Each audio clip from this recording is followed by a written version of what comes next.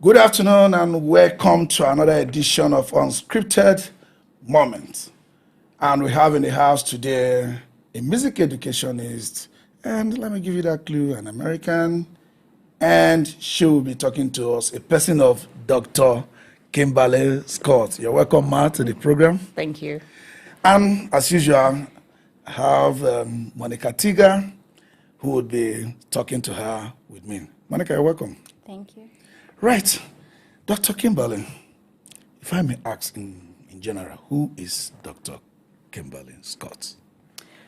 Well, I'm a professional pianist. I trained in the US, Okay. found my way to Finland, Okay.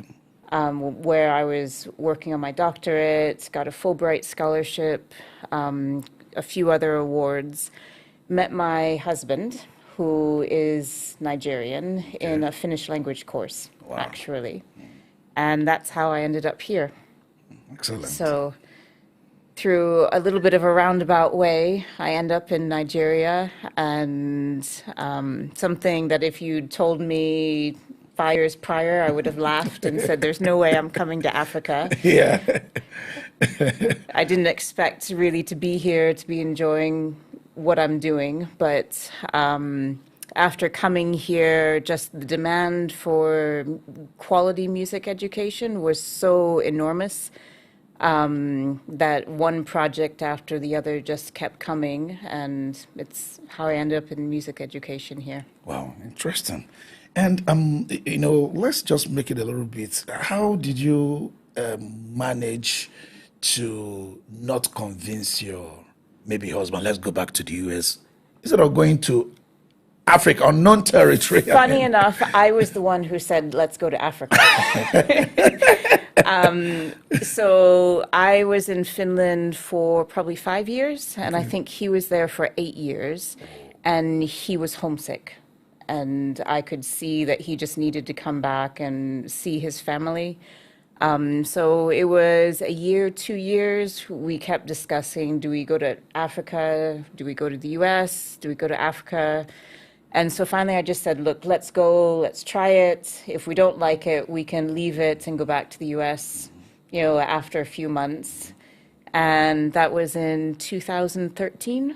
That's a long time. So now we're in 2025 Yeah. and still here. Interesting. Okay, it's like Monica, you are itching to say something. So I've always loved music, so I would say this is impressive and I'm impressed. It's nice to meet you again. I just want to know, how did you find yourself in music education generally? You did mention how you found yourself in music education in Africa through your marriage, your husband, and you enjoy it. So generally, how did you find yourself in music education? What was your inspiration? Well, before coming to Africa, I wasn't really focused on education. I've taught piano lessons since I was maybe 12. Wow. Just my parents' friends kept asking me, hey, can you teach my child? So my parents would go over to their house and I'd get paid to teach the kids.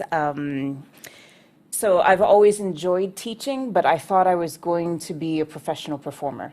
And right up until when I came to Nigeria, that's what I was doing. Yes, so I was working on my doctorate to finish it, but I spent most of my time playing with other people. I played with a few orchestras, and I was actually planning on pursuing a bigger career performing before I just said, okay, let's try and see what Africa is like. And I've been working at getting really a concert series going here. But what I found was lacking was just really a systematic music education program. It doesn't exist here. So I talk to people and they say, okay, I learned a little bit on YouTube, but I didn't really know how to get further. And after I came, my husband actually laughed and said, there's no way that you're going to find students in Africa. And I laughed and I told him, let's see. Yeah. And as you see, I won. So I advertised once and ended up with something like 20, 25 students within 2 weeks. Interesting. And it just kept, by word of mouth, people kept saying, oh, there's this pianist, your kids should study with her. And at one point, I think it was around 2015, almost 50 students and another 20 on a wait list. And people were calling me up every week, every 2 weeks saying, hey, I need a piano teacher for my child. And they wouldn't believe me that I didn't have time. They were just saying, oh, you don't want to teach because I'm not. And I would have to show them my schedule and say, well, when do you want me to teach your child? Because I'm not getting up at 4 o'clock in the morning to teach them. Yeah. You know, I was teaching most days from 7:30 in the morning until about 9 o'clock at night, 8 to 8 on Saturday and a few hours on Sunday. And at one point, I just told my husband that I can't continue doing this. I have to figure out a way to train other people to take some of these students on. Because when I looked at what other teachers were doing, I was seeing the students coming in saying, oh, I can play Mary Had a Little Lamb. I can play Happy Birthday. Yeah. But the foundation wasn't there. And it's just ballooned from really me saying, okay, this is what we have abroad. How do I take that and implement it here when there's no formal structure, there's no proper training? And that's really how the music school came about. Interesting.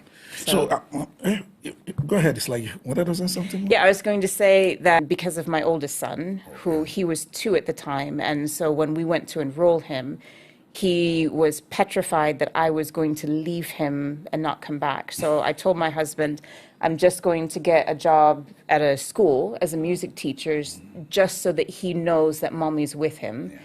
I tried to set up a music program at 3 different schools and just ran into issues like the school didn't want to pay for instruments. And for me, the joy of teaching is showing a child how to play an instrument. It's what kids love. You know, so if you want me to teach your child, and the child doesn't have anything to play, the child's not going to be interested. Yeah. So I tried at a few schools, even went as far as buying my own equipment for some of the foundational classes that I thought was really important. And then realized that basically the management isn't interested in kitting out an entire music program, you know, with pianos, violins, drums, guitars, and said, well, it's not that hard. Let me do it myself. And so over the course of a few years, I ended up opening up the music schools just to meet that demand. Yeah. Oh, interesting. That's a great work. You know, I was looking up to, you know, things like music is a very active social element, you know. How do you think, you know, in Africa we live community, we live together, you know, we always networking. We don't do it very perfectly, you know, because we leave out certain things that we need to ensure the community is really fully functional. But in general, how do you think? For me, music comes from a setting where there's support for musicians, there's support for students. And within Nigeria, I feel like because of the economic challenges, music teachers can't see beyond tomorrow. It's just whatever is today. And they don't see that maybe they need more training that's going to take them a few years. Yeah. They want it instantly. And to offer something like music that doesn't happen in weeks, it happens in years. Yes. I mean, we have students that have studied with us for 7, 8, 9 years, and they're still not at a point where I would say they've reached the top. Yeah. And I feel like sometimes just lose focus of what the end goal is because they're so caught up with their own immediate challenges. They don't have an experience of what real music education is. So because they're trying to promote themselves and their brand, they often look at what they're doing as if they have reached the top, rather than looking at what they see abroad as achievable. And it's not rocket science. Yeah. I don't have 6 brains and 4 arms. What I've learned through work and practice, and it's something that I feel like every single African child is capable of doing if they have access to it. Interesting. Okay, Monica. I mean, for my next question, you have basically answered like a lot of it, but I would like to know, as an American living in Nigeria, I'm kind of curious, how have you found the music education landscape here different from what it was or what you experienced in the US? You did mention how the foundation is faulty, so you had to start all over for their education and all of that. So what else is different? How I would say just the depth and the breadth of what we have abroad. So one thing that's difficult for me to explain to musicians here is the level of training. So when I was young, I studied with a pianist who also studied with a pianist, who also studied with a pianist. There's a direct sort of lineage of knowledge transfer. And here, that formal training, for the most part, doesn't exist. So we start our music education many times at 6, 7, 8 years old. Yeah, actually. And there are formal programs that we go to study with somebody who is trained in the music profession. And for the most part, that doesn't exist. There are a few schools, but most of those schools employ teachers who are self-taught. They're not teachers who have studied with somebody who has received, we call it pedagogy training, just the skill of how to work with children specifically. When I was at university, I took courses in different teaching methods. So I would go and I would evaluate, okay, I'm looking at this piano method, where are its strong points, where are its weaknesses. And every week for, I forget, 15 weeks, something like that, I would have to evaluate 5 or 6 different methods so that if I have a child who has a specific learning need, I know how to approach that child.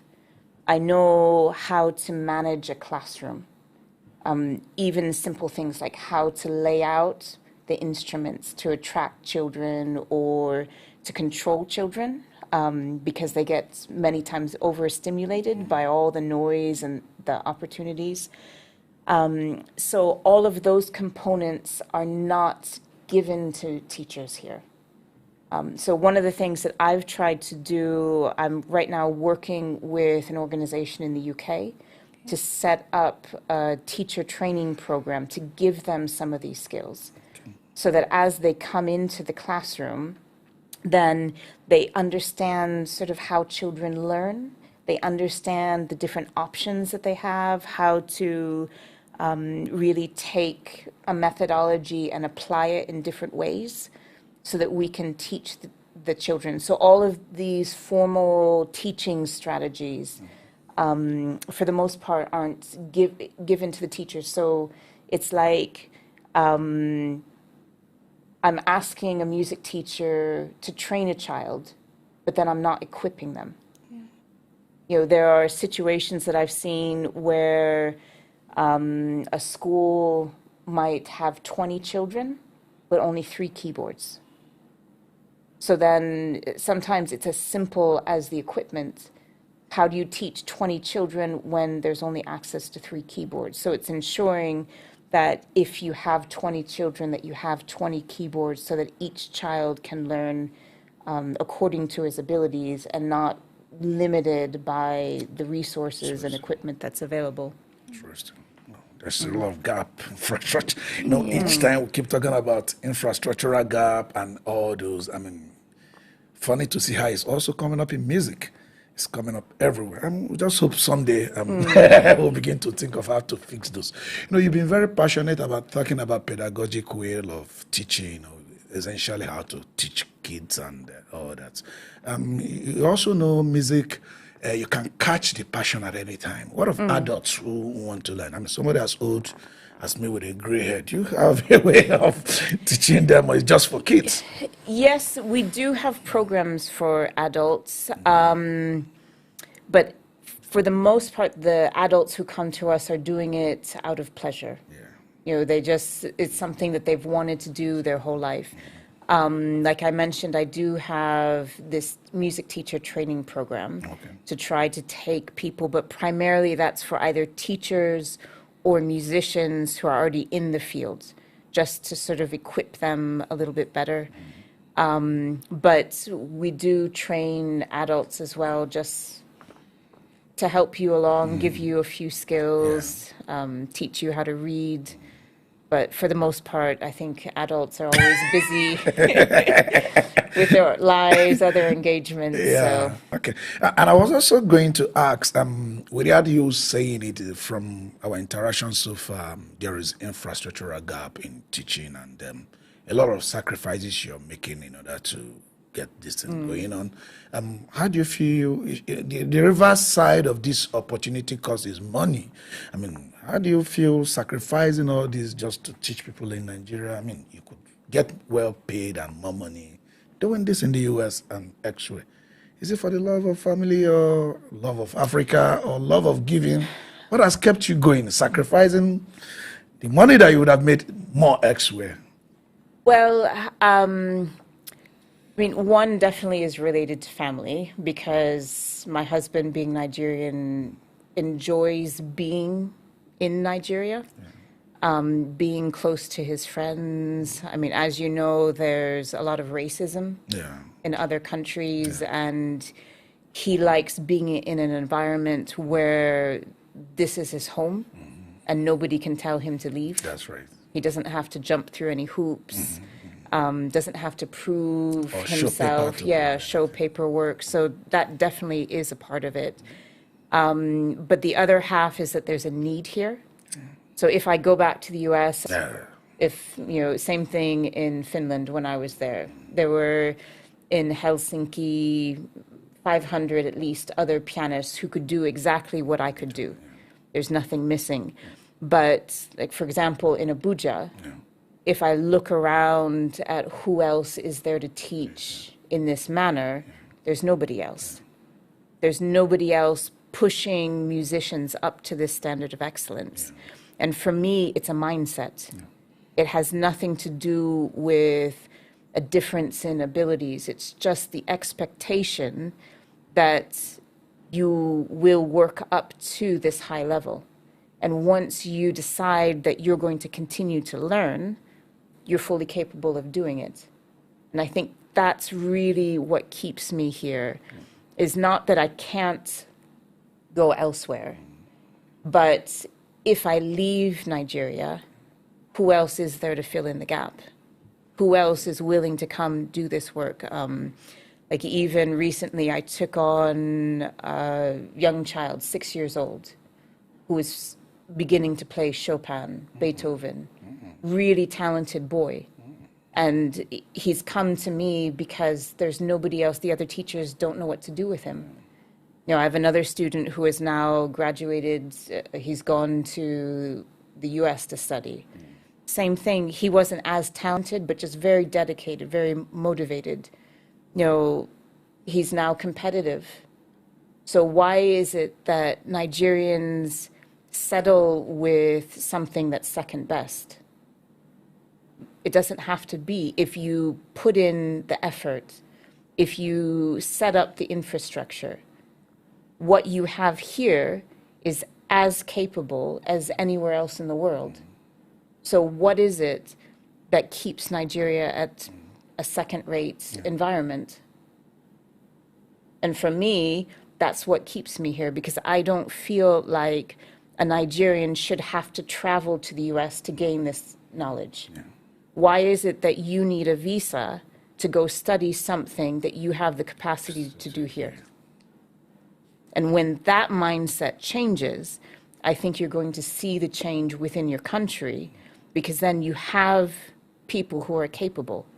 You have people who are able to train. So there's nothing different from a Nigerian student and an American student. Yeah.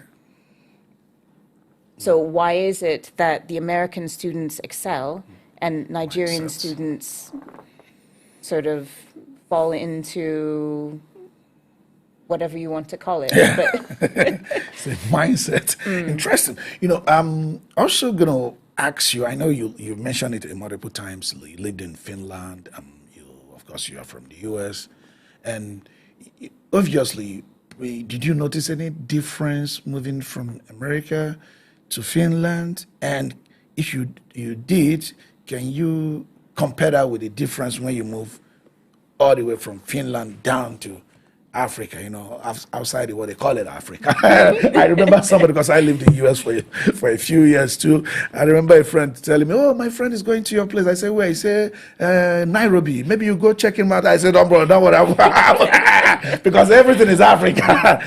Nairobi is in Kenya, very far away, but they see us as Africa. So moving down to Africa, to Nigeria, what is the cultural shock or difference all the way from?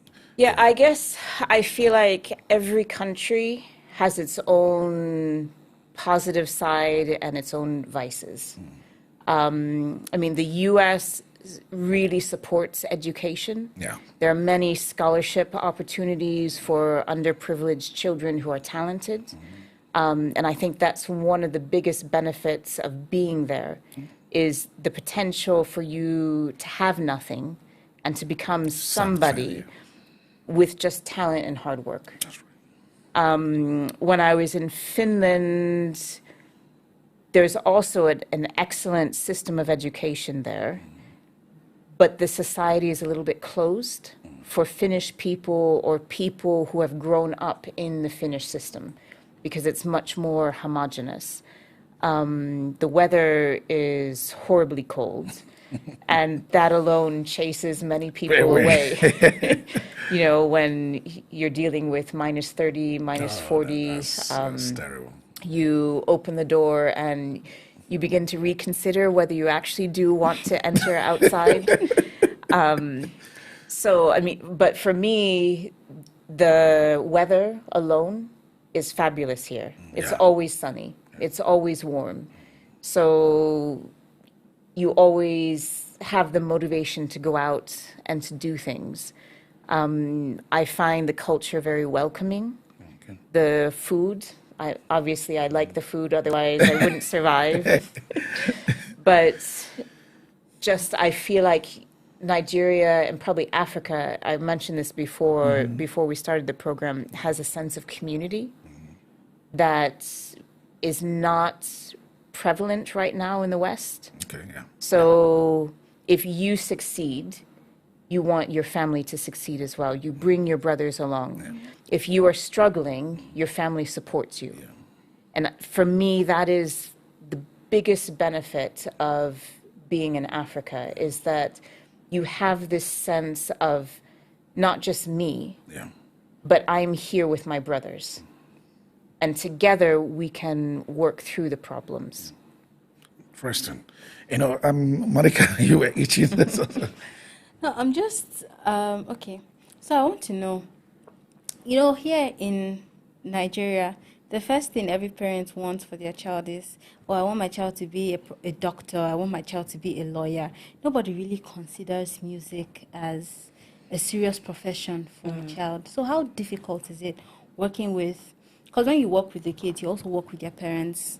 Maybe they are not learning the music, but they want to know the progress of the child and all of that. How difficult is it working with their parents?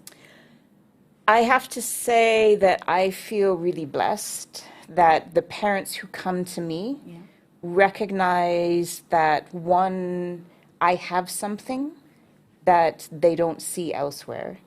But one of the first conversations that I have with parents is the benefit of music. They have done many studies that show that learning a musical instrument develops the brain in a way that no other field does.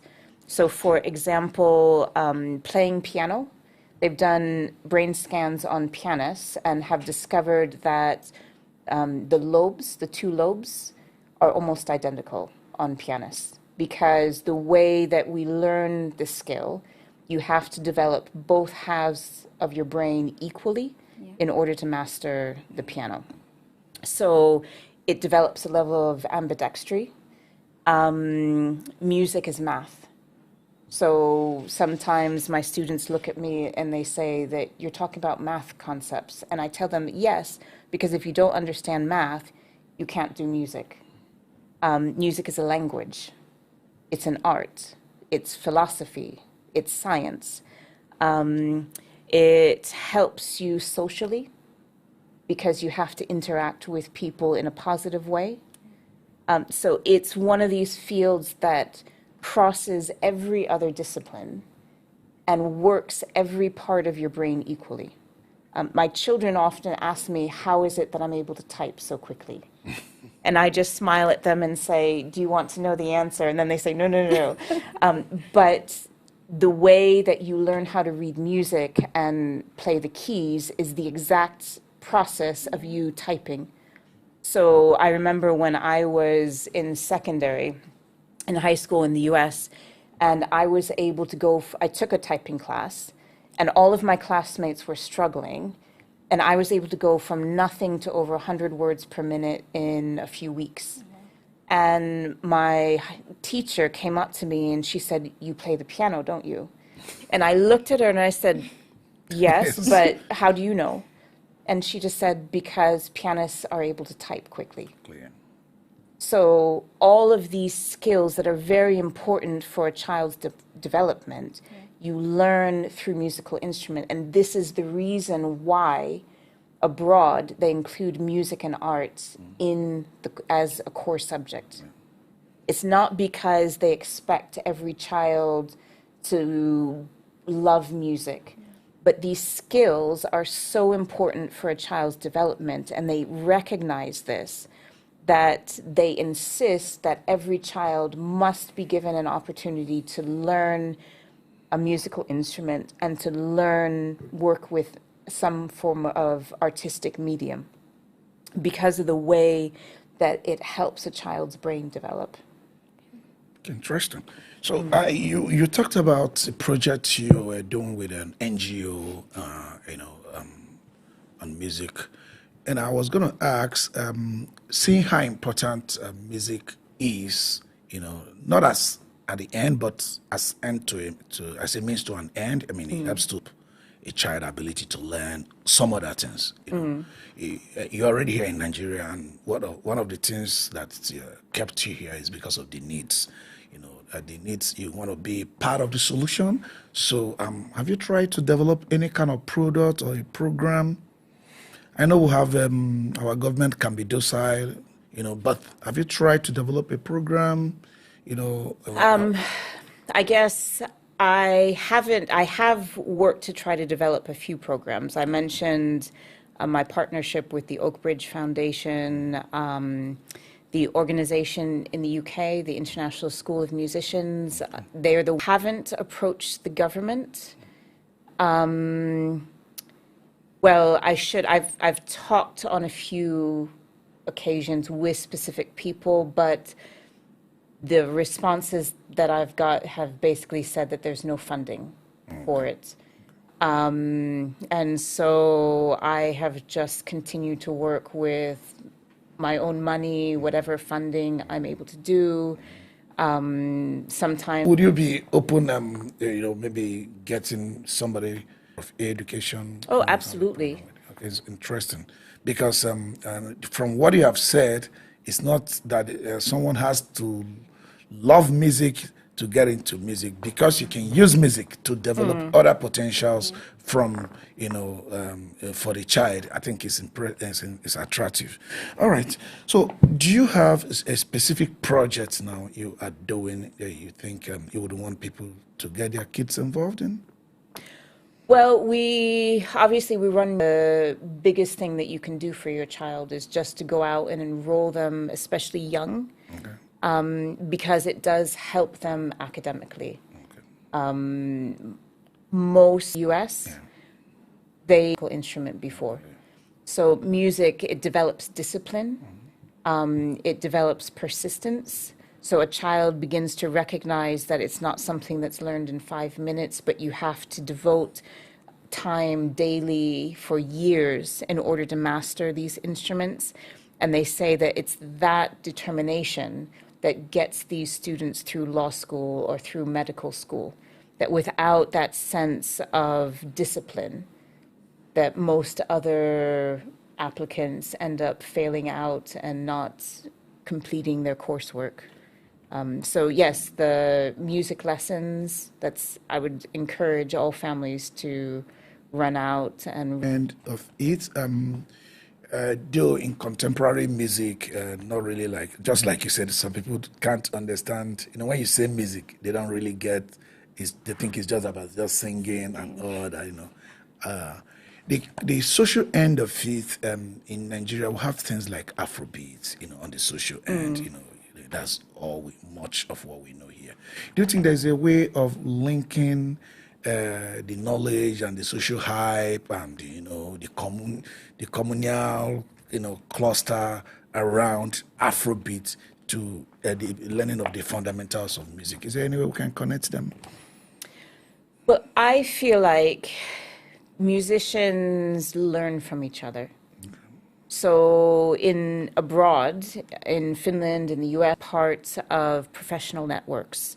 And that's something else that I've been working on, trying to figure out what it is specifically that Nigerian musicians need. But essentially, yes, it's very much needed a networking platform to get musicians together because we learn from each other. Yeah. So things like forums where you are exposed to whether it's new music, new styles, different styles, training. Here, we have organizations for music teachers, we have organizations for performers. That sort of community needs to also develop here, so not just for the learning aspect, but for networking. Because I might know somebody who needs an Afrobeat artist, Yeah. and you are the Afrobeat artist, but you don't have any work. So how is it that we communicate and reach each other if there's no networking in between? All right. For a young man who wants to focus on music, or a young lady who wants to focus on music, I was just using a young man, hypothetically. So what is going to be your advice for the person? Maybe he wants to take music as a career, not just to stimulate other learning faculties, but I want to take music as a career for a young man. What is your advice for the person? What would I say? Be willing to learn. Okay.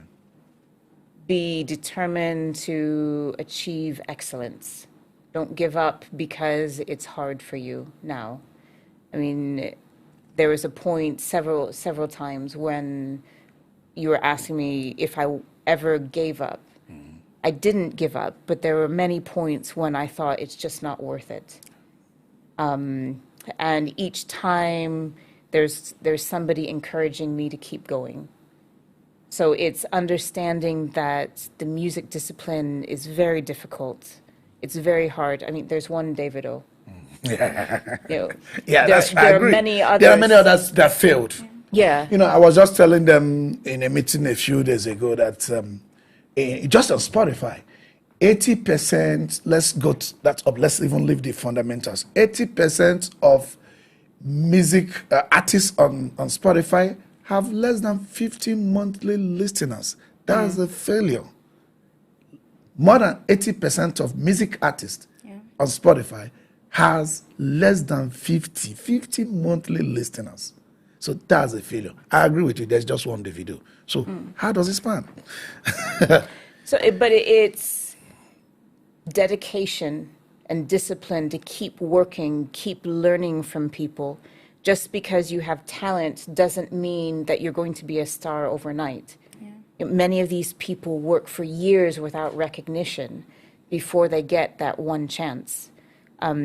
People always ask me, how is it that you're able to sit down and play something so well? But they weren't around when I was spending 10 hours a day in a practice room somewhere.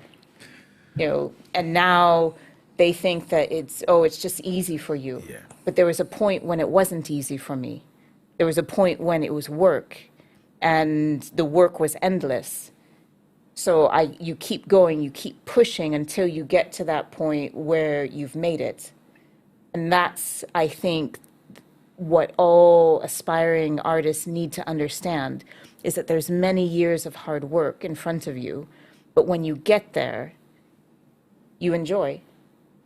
There's a satisfaction that comes from being able to play good music that I think people in many other fields don't experience. When you give joy to somebody else because of what you're doing, it gives life to everybody. And that's really what it is that we're about in music. It's not a skill. Yes, there are skills involved, but it's a culture, it's a mindset. It's an art where you're saying something. We have a phrase that music is life. Yeah.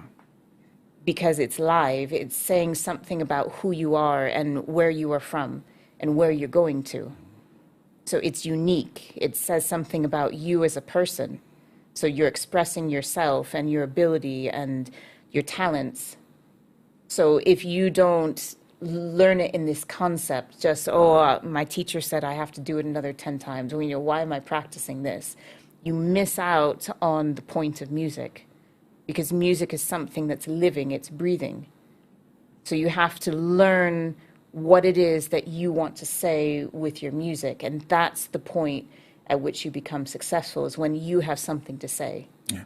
Okay, sometimes, not even sometimes, most of the times, you already notice that gap. We don't have that kind of funding.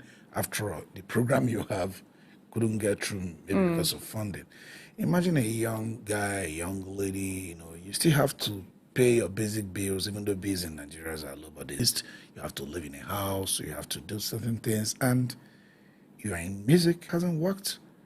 And that moment of discouragement sets in.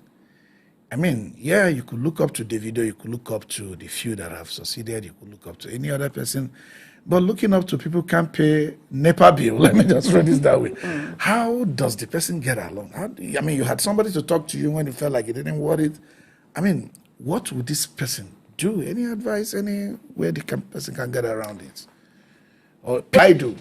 I feel like, I've hinted at this, but music is something that's developed. And that's what I'm saying, that you have to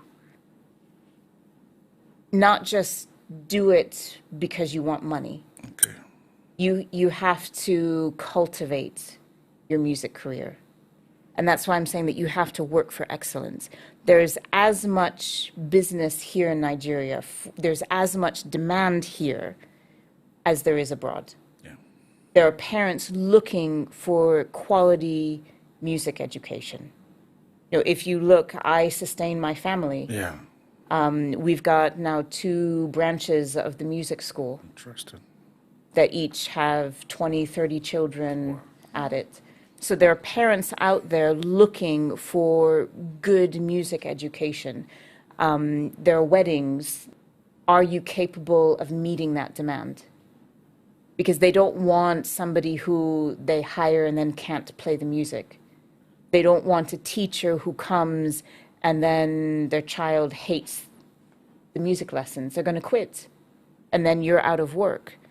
So this is why the music education training is so important, because you have to learn how to take that little spark in a child and make it into a bigger, burning fire that the child doesn't want to give up, rather than, extinguishing it, and then you lose this student and you lose the next student, and then soon. I think I'm learning a lot. You gave very beautiful advice on how music doesn't just start overnight. You have to school. You give an example of yourself, 10 hours studying. We live in a generation, for someone like me, who everybody just wants to make it immediately. Nobody wants to go through the process. Nobody wants to go through the process anymore. They just want to wake up and they want to make it. So thank you so much for that advice. It doesn't just apply to music, it applies It's generally everything. to life. What would you say, what sincere advice would you give to someone visiting Nigeria from the countries that you have been? You've lived in the US, you've gone to Finland, you've studied in Finland, before coming down here to Africa. What advice would you give to people who are coming down here? What makes it so unique, so different? And what would you want them to look out for when you're coming here? Well, when I have people ask me, I tell them I feel like anything that you would want abroad is available here. If you want a hamburger, you can get a hamburger. If you want electricity, you can purchase electricity. It just depends on the price and your determination to make it happen. But then on the other side, Nigeria has many wonderful qualities that we don't have. Like I love, we've actually in every house that we've lived in, we've planted some tree of some sort. And right now we have, fruit trees outside, and I like being able to walk outside and just being able to pick fruit.